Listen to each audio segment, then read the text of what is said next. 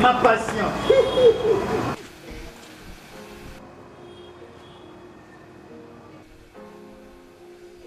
Vile loin. Mbudi. Yo sakananga? Na nini? Yo kamata anga bolole? Oh. Yo silisaki musala na yo lokola cadre. Et comme on a ta pension, oye nga enveloppe lokola huissier? Na ninga kuna bua kisanga sundula bango kuna. Obua kisango? Nandenge nini? Boy. Yo est-ce que oyebaka montant cotisation nini patron na yo azako chelo na CNSA? Bon a déclarer on a grade ni. Ngene yep. Hey.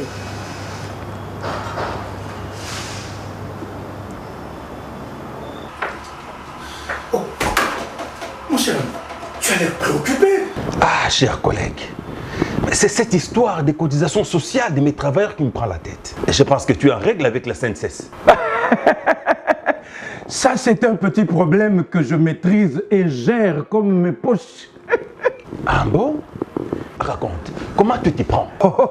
C'est simple, mon cher. Les travailleurs ne sont pas tes héritiers, moins encore tes associés. Il ne faut pas tous les immatriculer. Il ne faut pas non plus tout déclarer à la CNSS. C'est-à-dire? C'est-à-dire, par exemple, si tu as 500 travailleurs, tu déclares seulement pour 342 et tu minores leurs cotisations. Et les cadres, tu les déclares comme simples agents. Ah bon? Donc, non seulement tu ne déclares pas convenablement tes travailleurs, mais aussi tu ne verses pas correctement les cotisations telles que tu les perçois chez tes travailleurs. Tu as compris? Tu es sérieux? Oh mais très sérieux. C'est ce qui me permet de souffler. C'est un détournement. Hein? Tu risques même de faire la prison quand ça se saura. Qui le saura? Mon cher, ces gens-là n'ont pas le temps pour ça. Même pas l'intersyndical? Quel syndicaliste? Est-ce qu'ils s'en occupent même? Hein? Et aussi, il faut savoir leur fermer les yeux. Regarde.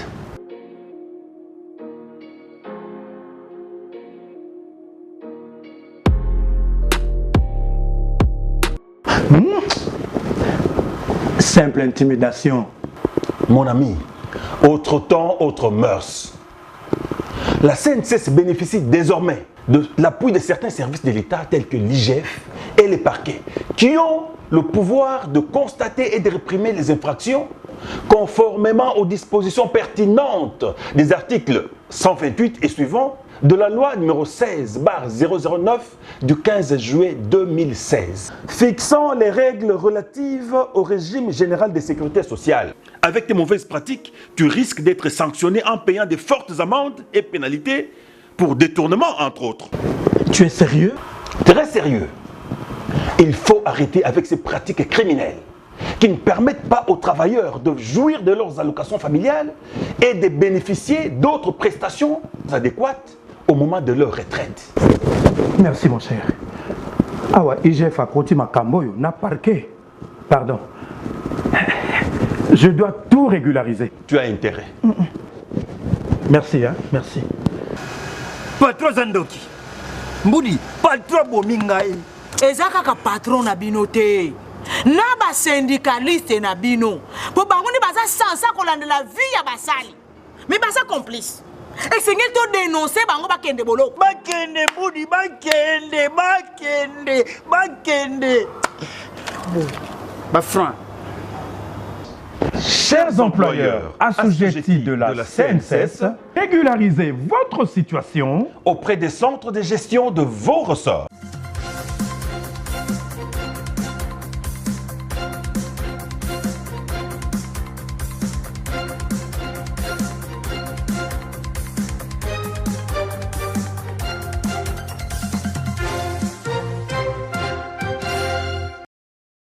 Il est temps de vous informer, madame et monsieur. Bienvenue dans cette grande édition du journal sur la télévision catholique Elikia. Tradition oblige à l'église. Le pape François s'est rendu ce lundi 10 juin 2024 sur la colline du Capitole à Rome, siège de la municipalité de la ville. Quelques mois avant le jubilé, le pape François a encouragé Rome et ses habitants a témoigné de l'esprit universel de la cité depuis l'Antiquité jusqu'aujourd'hui et a montré un visage accueillant et hospitalier aux pèlerins, aux touristes et aux migrants. Suivez.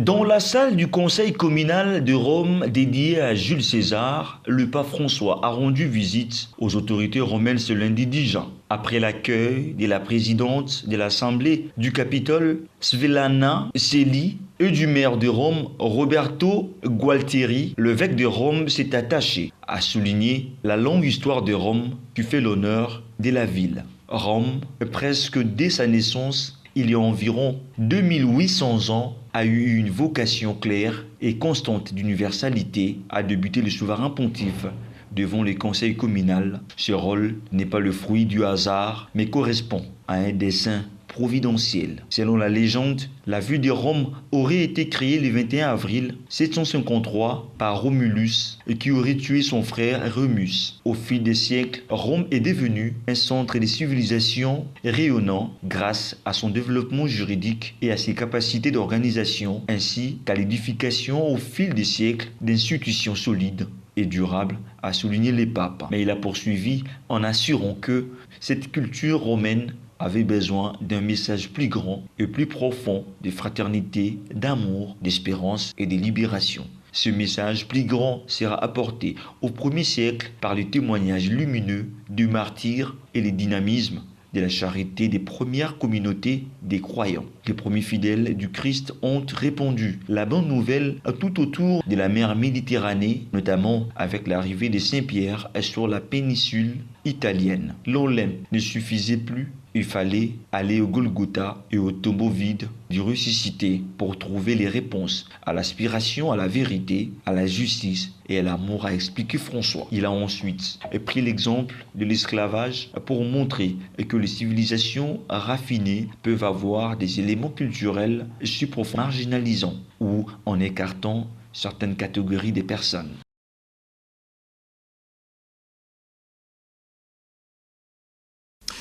Toujours à l'église, dans la province du Kwilu, Monseigneur Jean-Pierre Kwambamba, évêque du diocèse de Kenge, à travers Caritas Kenge, apporte sourire aux personnes du 3e âge et jeunes filles âgées de 16 à 20 ans de Dimalumbu au bord de la rivière Kasai, victimes des inondations. Ces dernières ont chaleureusement remercié Monseigneur Jean-Pierre Kwambamba pour cet acte combien louable. Suivez. Encore une assistance de Caritas Développement du diocèse de Kenge aux sinistrés de Dimalumbu. En effet, les inondations qui ont ravagé la cité de Dimalumbu au bord de la rivière Kasai à 12 km de Bandundoville a laissé cette population dans le désarroi. Plusieurs ont perdu leur maison et biens. C'est ainsi que Caritas Kenge, avec la bénédiction de Monseigneur Jean-Pierre Kwambamba, est venu à la rescousse de cette population qui vit toujours dans des conditions très difficiles. Après les femmes enceintes et celles qui ont des enfants de 0 à 24 mois, Caritas Kenge vole au secours des personnes de 3e âge et des jeunes filles de 16 à 20 ans de Dimalumbu, victimes des inondations. Ce deuxième lot des vivres et non-vivres arrive au bon moment à la grande joie des sinistrés qui, tout haut, disent merci à Monseigneur Jean-Pierre Kwambamba pour ce geste louable qu'ils reçoivent des mains du révérend frère Dr Innocent Givoulé, SVD, directeur BDOM Kenge Nord. Monseigneur Kwambamba, kuke kese mingi na yani, na nyonso ya ame katuka kusala na kuyindula mampasi da beto, antuka nzambi ko pamulandi, nata kesalo na neti kuna yansuka ya tota za kwesoka. Pesi ba merci parce que to zinda ki to banda kolana ba condition pasi ba ko sauver biso yango to pesi ba merci. Occasion pour l'abbé Odon Nzomba, curé de la paroisse Saint-Pierre et Paul de Dimalumbu, de souligner ceci. Ce que je peux dire ne peut être que remercier Monseigneur l'évêque. Vraiment, je manque de mots parce que il a fait sien ces problèmes. Nous adressons aussi un autre mot aux hommes de bonne volonté. Parce que entendre les chrétiens de Dima, ils demandent peut-être quelques sacs de ciment pour essayer un peu de barricader les endroits où l'eau pénètre afin qu'il ne tombe plus sur un deuxième sinistre qui pourra encore dévaster davantage les maisons. Notez que Caritas Kenge avec Monseigneur Jean-Pierre Kwambamba sont proches de cette population à travers ce geste grâce au financement de l'ONG italienne Cuore Amico que l'évêque d'Okenge remercie sincèrement. Et puis le complexe scolaire Mosengo a organisé le week-end dernier une messe d'action de grâce au cours de laquelle les élèves ont reçu les sacrements de la communion. C'est justement pour la 7e fois que cette activité soit organisée au complexe scolaire Mosengo. Nous sommes dans la municipalité de Limete. Hugues Junior Kibaou signe ce reportage. Les autorités du complexe scolaire Cardinal Mosengo dans la commune de Limete ont organisé une eucharistie au cours de laquelle les élèves ont reçu le sacrement de la communion. Monsieur l'abbé Bruno Kakessa, administrateur de l'école, a dit la messe concélébrée par les abbés préfets et chargés de discipline ainsi que l'aumônier du complexe scolaire Cardinal Mosengo. Tous ont prié ensemble avec les parents d'élèves, les enseignants, amis, connaissances ainsi que les religieuses. Dans son homélie, l'officiant a exhorté les catéchumènes à suivre l'exemple du Christ dans toute leur vie, signe des sacrements qu'ils ont reçus. Nos frères et sœurs qui sont à l'honneur aujourd'hui, pendant la procession, je lisais sur leur visage une grande joie, une immense joie. Et pratiquement chacun d'eux était en train d'exprimer la joie qui vient du fond de son cœur. C'est ça la joie, être avec le Christ, faire de Jésus notre demeure et lui offrir en nous une demeure, c'est ça l'expression de la joie pour un chrétien. Ils sont tous chrétiens, ils ont été admis comme chrétiens. Certains c'était hier, d'autres c'était bien avant ou le jour de leur naissance ou quelques jours après. Et aujourd'hui, le même Seigneur, à travers son Église qui nous a donné la vie, c'est le même Seigneur qui nourrit, qui continue à nourrir cette vie. Vous qui allez recevoir Jésus, faites de Jésus votre ami intime et gardez Jésus dans votre vie et Jésus ne passera jamais. Jésus ne passera jamais. Puisse le Seigneur également vous aider à devenir des disciples, vous aider à devenir, vous, à votre tour également, des Eucharisties pour les autres. L'Eucharistie pour les autres, c'est-à-dire être là pour partager avec les autres. Le Seigneur a reçu le pain, il a rendu grâce, il a rempli et il a partagé aux disciples. C'est de la même manière que nous, comme disciples de Christ, nous devons nous comporter. À chaque fois quand je trouve une sœur, un frère qui souffre, quelle serait mon attitude vis-à-vis de celui-là? Quel serait mon regard vis-à-vis de celui qui souffre? Et le regard de Jésus, c'est un regard de miséricorde. Le regard de Jésus, c'est un regard de compassion. L'Eucharistie, c'est la présence réelle du Seigneur. Le Seigneur demeure présent dans l'Eucharistie, il continue. S'en est suivi l'instant où les élèves catéchumènes se sont vus conférer le sacrement de la première communion. C'est plus ou moins 114 élèves catéchumènes qui ont reçu le sacrement de baptême le vendredi dernier et celui de la première communion ce samedi.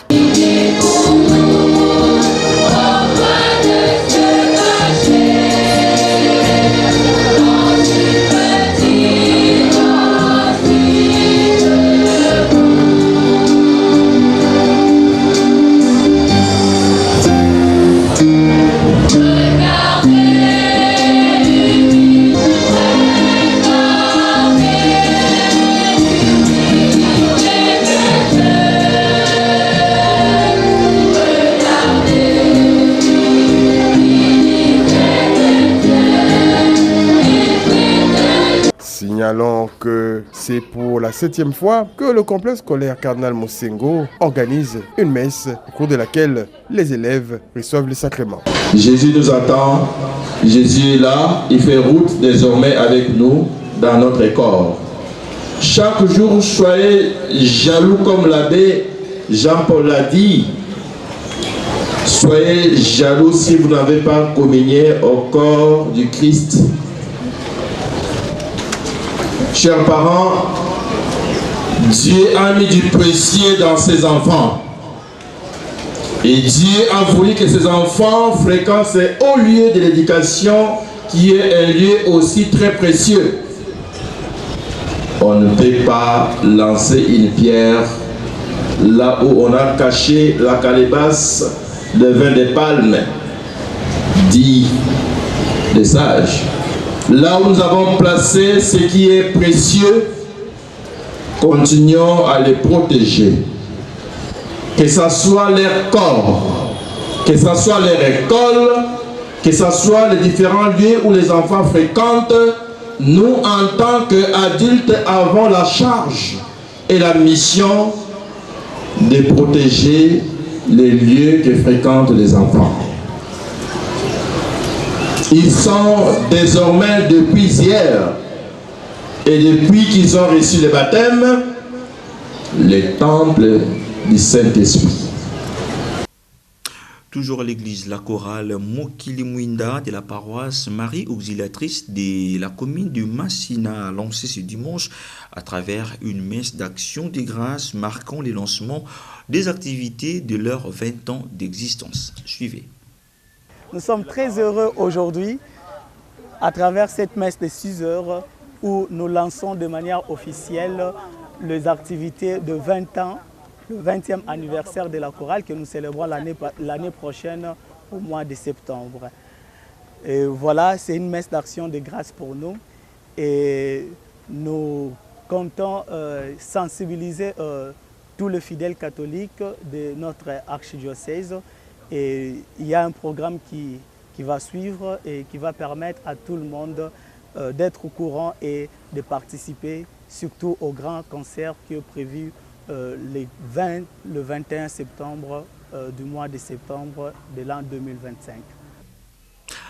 Parlons politique dans cette édition du journal. Après avoir déposé le week-end dernier le programme d'action de son gouvernement à l'Assemblée nationale, le gouvernement Judith Toulouka-Souminois sera investi ce mardi 11 juin par les députés nationaux. Un programme chiffré à 92,9 milliards de dollars est fondé sur les 6 engagements du président de la République, a rappelé la première ministre Judith Souminois Toulouka après le dépôt de son programme au bureau de la Chambre basse du Parlement dirigé par l'honorable Vital Kamere. Suivez.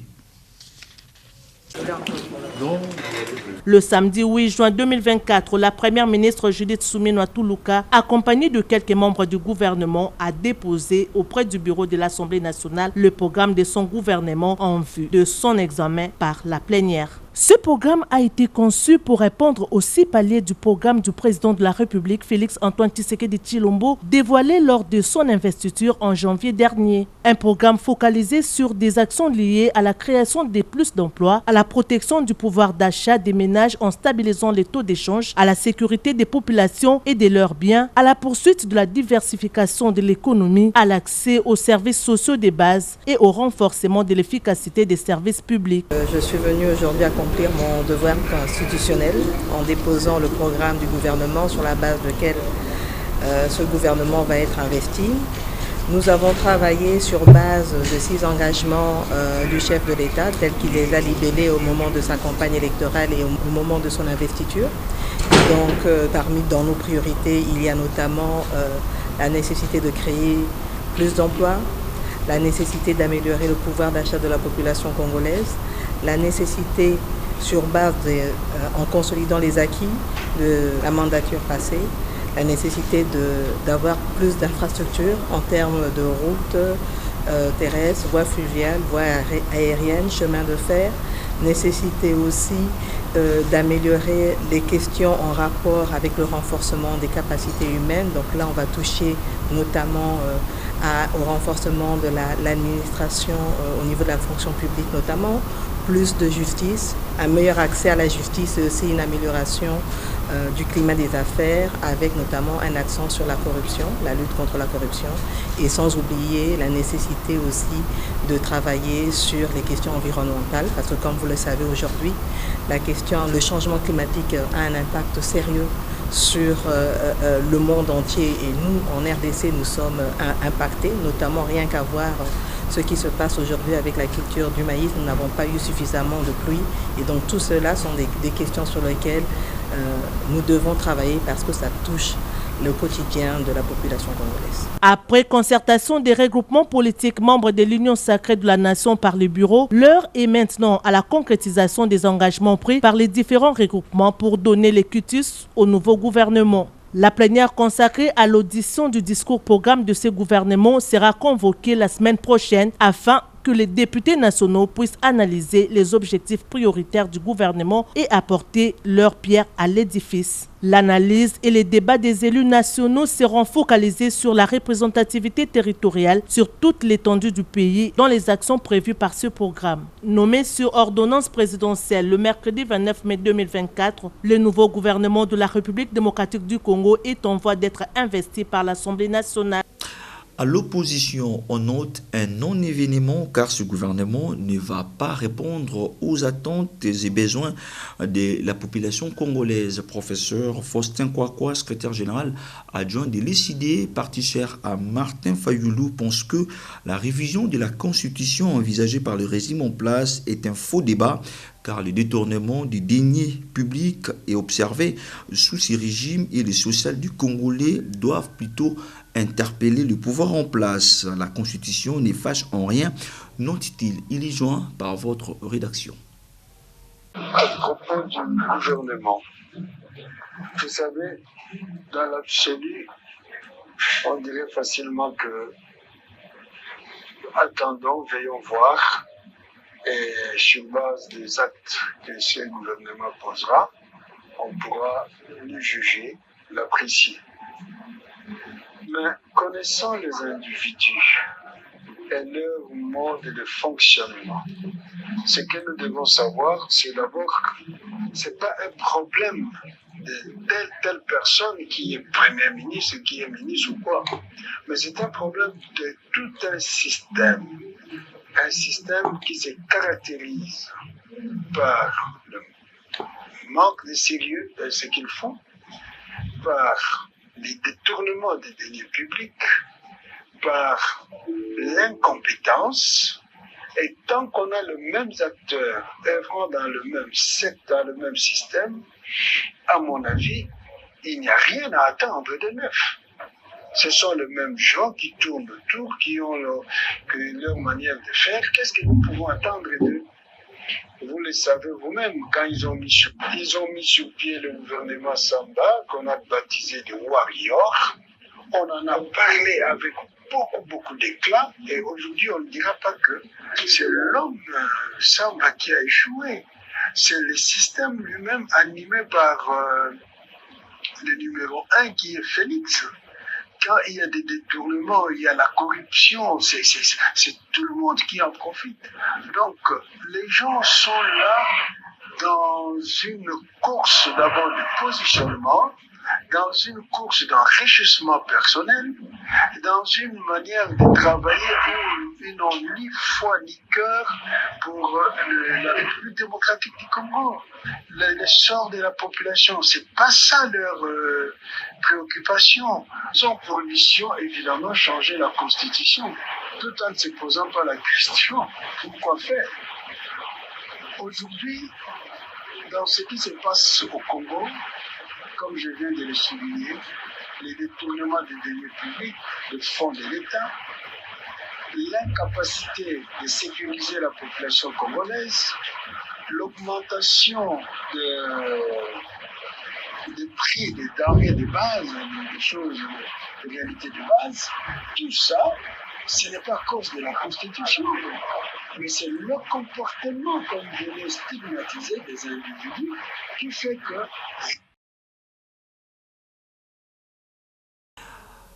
On va parler sécurité dans cette édition du journal. Attaque meurtrière des ADF Nalu à Béni. Nous sommes dans la province du Nord Kivu. Dans un communiqué rendu public ce lundi 10 juin, le gouvernement de la République dresse un bilan des 41 personnes tuées par les rebelles islamistes de forces démocratiques alliées le week-end dernier dans 2 localités du territoire de Béni et dans la province du Nord Kivu.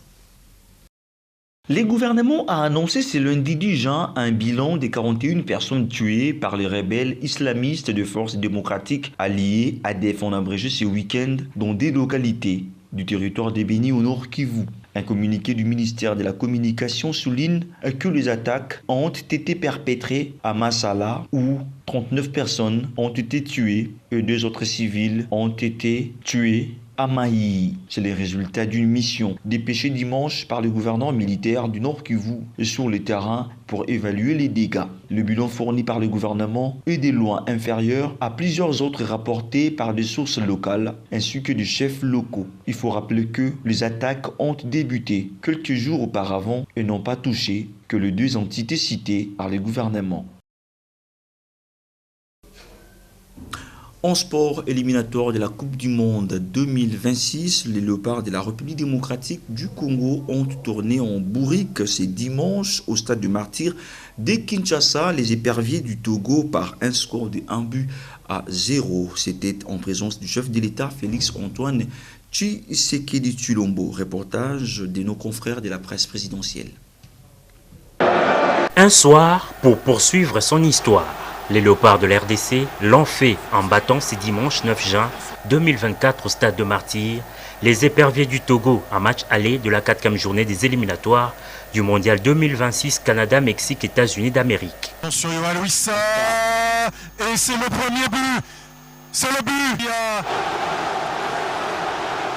fusée qui a débordé. Il fallait s'imposer après les précieux nuls concédés à Dakar lors de la 3e journée face au Sénégal. Pour cette délicate mission, le 11 national avait besoin du 12e homme qui a, à cette occasion, répondu présent.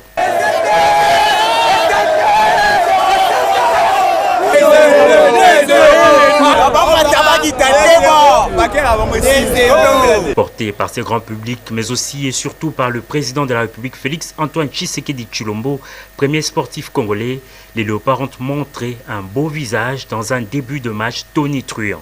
Déjà à la 6e minute, les Fauves ont pris de l'ascendant sur leur adversaire grâce à un but de Meshak Elia. Les publics exultent et son président aussi.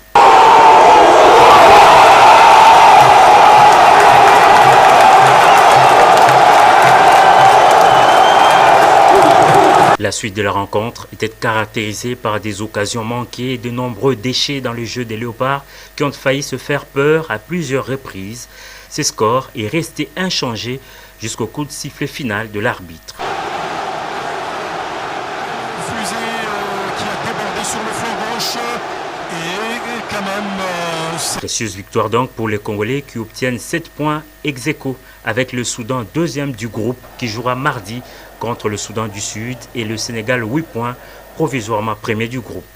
Et c'est dans cette euphorie que le chef de l'État est descendu dans le vestiaire pour féliciter et encourager les athlètes des 2 pays. Je sais que vous allez y arriver. Vous avez vu, on a un public formidable, donc vous n'avez pas d'excuses. On met toutes les conditions de telle sorte que vous n'ayez vraiment aucun souci que celui d'être les meilleurs sur le terrain. La phase aller de ces éliminatoires se clôture pour les Léopards le 21 mars 2025 à Kinshasa et ce sera contre le Soudan. C'est par cette note sportive que s'achève cette grande édition du journal réalisée par l'ensemble de la rédaction, Madame et Messieurs, sous la réalisation de Colette Lebeau. Merci à vous de l'avoir suivi et bon début de semaine à tous et à toutes dans la paix du Seigneur. Au revoir.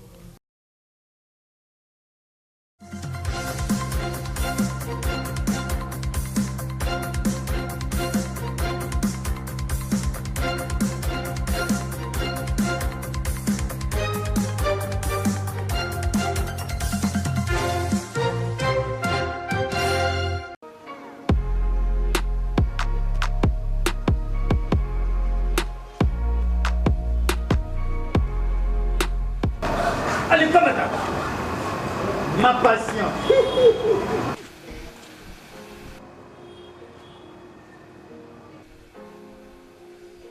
Vile loin. Mbudi. Yo sakananga? Na nini? Yo kamata anga bolole? Oh. Yo silisaki musala na yo lokola cadre. Et comme on a ta pension, oyela nga enveloppe lokola huissier? Na ninga kuna buak sangna sundula mango kuna. O buak sango? Nandenge ni? Boy. Yo est-ce que oyebaka montant cotisation nini patron na yo azako chelo na CNSA? Bon, a déclaré on a grade ni. Ngone yep. Hey.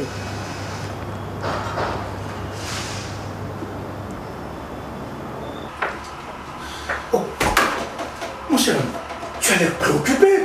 Ah, cher collègue, c'est cette histoire des cotisations sociales de mes travailleurs qui me prend la tête. Et je pense que tu es en règle avec la CNSS.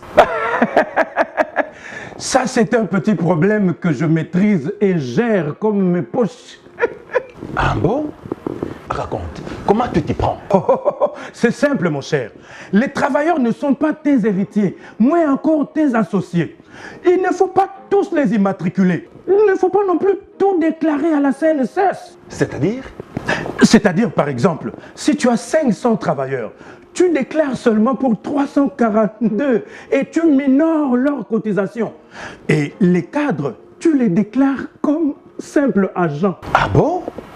Donc, non seulement tu ne déclares pas convenablement tes travailleurs, mais aussi tu ne verses pas correctement les cotisations telles que tu les perçois chez tes travailleurs. Tu as compris? Tu es sérieux? Oh mais très sérieux. C'est ce qui me permet de souffler. C'est un détournement. Hein? Tu risques même de faire la prison quand ça se saura. Qui le saura? Mon cher, ces gens-là n'ont pas le temps pour ça. Même pas l'intersyndical? Quel syndicaliste? Est-ce qu'ils s'en occupent même? Hein? Et aussi, il faut savoir leur fermer les yeux.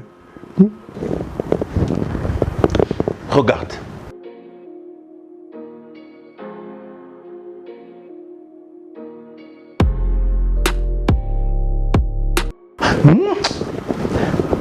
Simple intimidation. Mon ami, autre temps, autre mœurs. La CNSS bénéficie désormais de l'appui de certains services de l'État tels que l'IGF et les parquets, qui ont le pouvoir de constater et de réprimer les infractions conformément aux dispositions pertinentes des articles 128 et suivants de la loi numéro 16/009 du 15 juillet 2016, fixant les règles relatives au régime général de sécurité sociale. Avec tes mauvaises pratiques, tu risques d'être sanctionné en payant de fortes amendes et pénalités pour détournement, entre autres. Tu es sérieux? Très sérieux. Il faut arrêter avec ces pratiques criminelles qui ne permettent pas aux travailleurs de jouir de leurs allocations familiales et de bénéficier d'autres prestations adéquates au moment de leur retraite. Merci, mon cher. Ah ouais, IGF a côté ma camboyo, n'a parqué. Pardon. Je dois tout régulariser. Tu as intérêt. Merci, hein, merci. Patron Zandoki. Mbudi, patron bomingai. Ezaka ka patron na binote. Na ba syndicaliste na bino. Po bangoni baza sansa kolanda la vie ya basali. Mais baza complice. Et c'est ngel to dénoncer bango bakende bolo. Bakende Mbudi, bakende. Bafran. Chers employeurs assujettis de la CNSS, régularisez votre situation auprès des centres de gestion de vos ressorts.